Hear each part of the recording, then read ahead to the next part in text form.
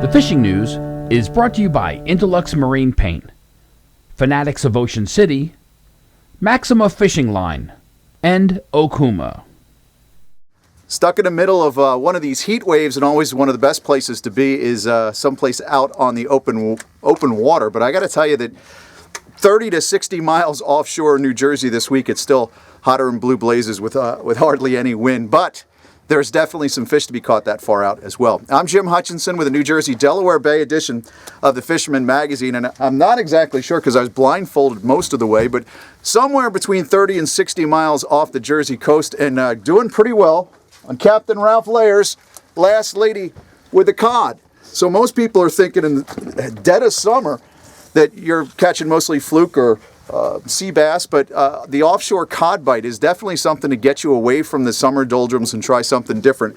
Ralph tells me he's got 3 trips in August still left.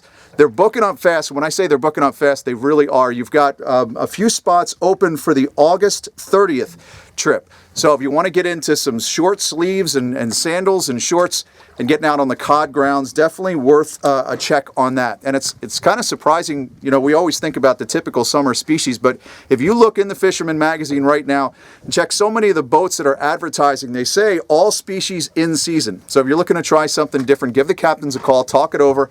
And again, you've got 3 trips coming up for some of these offshore cod off the Jersey coast. A little farther inshore, quite a bit farther inshore, fluke, of course, is still the big thing throughout the Jersey region, and especially up in the Raritan Bay where we still get more of those doormats.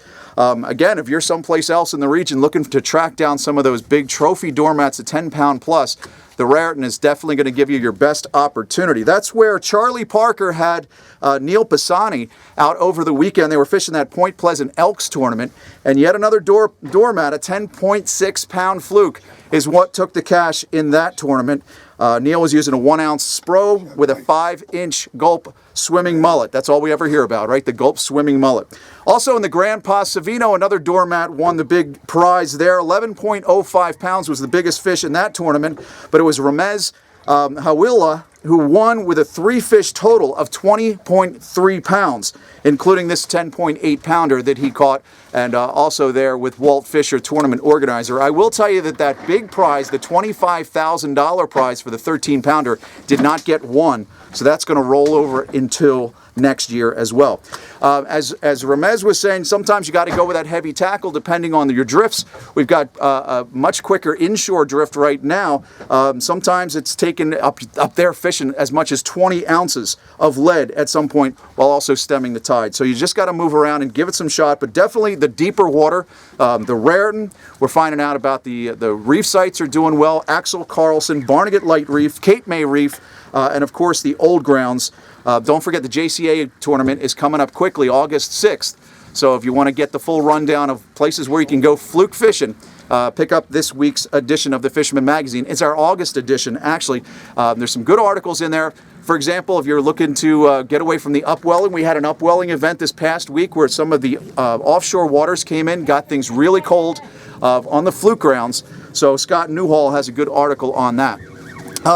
On the beaches this weekend, if you're looking to cool down along the water, fluke on jig heads, the jig heads and bucktails with the gulp. Make sure you get that bucket of gulp, pack a tray in your backpack. Also the kingfish are in, smaller baits, downsized quite a bit in the light tackle. Great opportunity with the kingfish. Also the jetties are giving up more of those triggerfish, and also the sheepshead.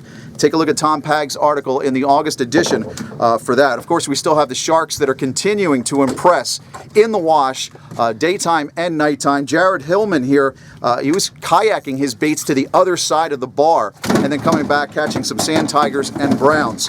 Just watch those barbs because you got those stingrays out there as well.